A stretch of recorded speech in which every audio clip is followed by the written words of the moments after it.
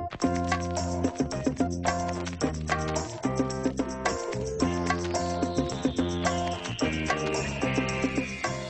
it's Isabel from TheDietSolutionProgram.com, and today I want to talk to you about how important it is to have a sufficient amount of protein in your daily meal plan.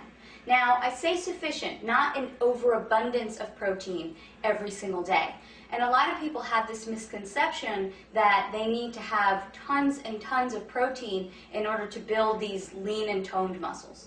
So first, what is protein? Well, your body breaks down protein into amino acids and uses those amino acids to build up your muscles. When you exercise, you're actually breaking down muscle. This doesn't mean that you need tons and tons of protein every single day and in every single meal. You should keep them at reasonable portions. Now, what's very important is that you need to have protein with every single one of your meals because it will help you burn fat. Protein releases a hormone called glucagon that does the exact opposite of insulin. So where insulin is a fat-storing hormone, glucagon is actually a fat-burning hormone. So if you eat a serving or 2 servings or even 3 servings of protein with every single one of your meals, you're going to get this fat-burning effect with your meals. It's also a blood sugar stabilizer.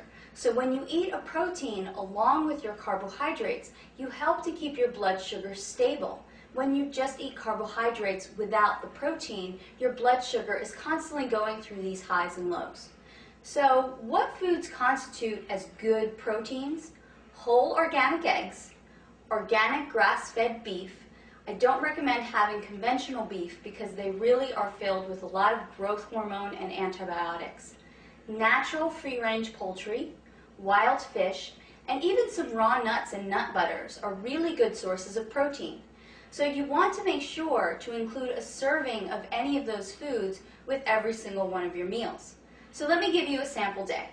For breakfast, you would have 2 eggs, and then you would choose a carbohydrate that was a fruit or a vegetable to go along with that. You can make a spinach omelet, you can have an apple with it. For snack, I always include raw nuts or nut butter. Like almond butter is my favorite because that's easy to carry around and I can take it with me.